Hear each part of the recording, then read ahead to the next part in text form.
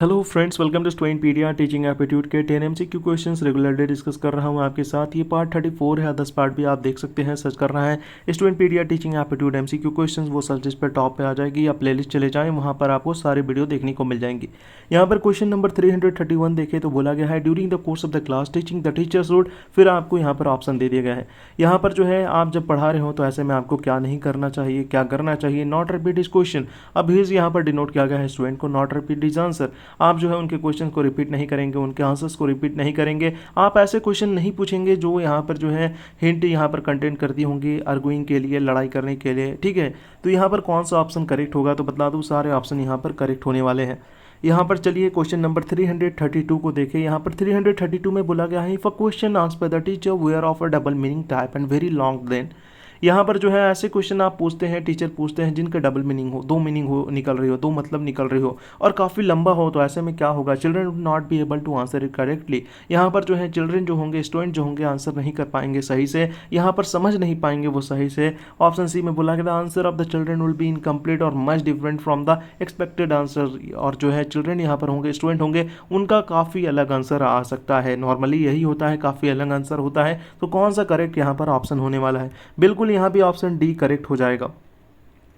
यहाँ पर 334 देखिए, क्वेश्चन में बोला गया है teacher ask a question from the student during the course of the class teaching, should he give them some hint support to the help student arrive at the right answer.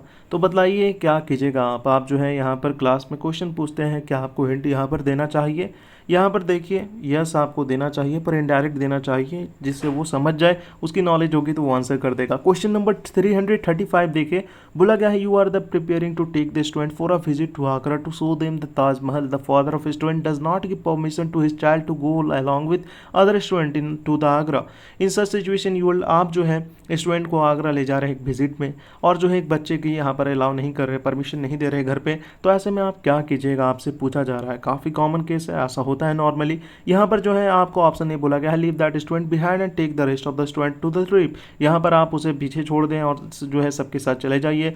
Option B try to find out the what is the objection raise by the father of the student. आप जो है कोशिश करेंगे जानने की क्या father यहाँ पर क्यों नहीं जाने दे रहे। Explain the cultural and educational important of the trip to the father of the student and try to convince him to send this child on the trip. आप उन्हें बताएंगे, एक्सप्लेन करेंगे कल्चरल और जो है एजुकेशनल इंपॉर्टेंस क्या है उस जगह की, और उन्हें जो है मनाने की कोशिश करेंगे। Option D inform the children of the inform the principle of the school in the context. बता दूँ ऑप्शन सी करेक्ट हो जाएगी। यहाँ पर आप उसे मनाएंगे, अगर वो अलाउ नहीं करते तो आप बाकी बच्चों के साथ चले जाएंगे। 336 देखिए, यहाँ पर क्वेश्चन बोला गया है through which one of the following method there is a probability of better understanding among the student.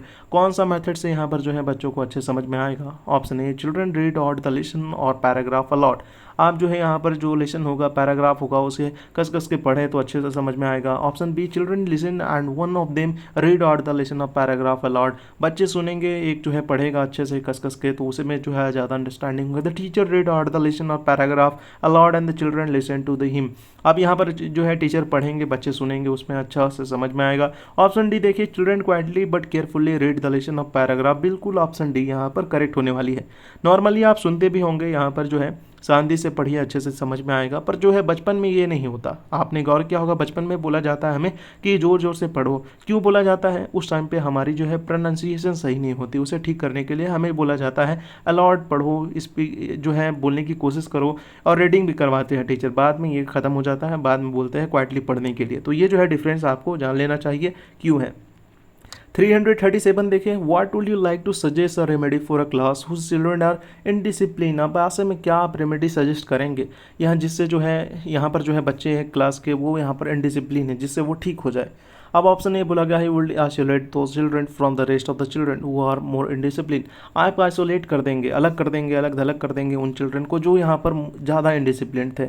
You will also ponder over the thought whether there flaw in your teaching style it is you will remove it. यहाँ पर जो है आप देखेंगे आपका teaching style सही या नहीं, अगर ख़राब है तो हटा देंगे उसे। You will discuss the issue with the monitor of the class. आप जो है इस इशू को मोनिटर के साथ भी डिस्कस करेंगे क्यों हो रहा है। तो बता दूँ सारे ऑप्शन यहाँ पर करेक्ट है, यहाँ पर सारे ऑप्शन करेक्ट होंगे। कोई भी सिचुएशन हो सकता है किसी क्लास में।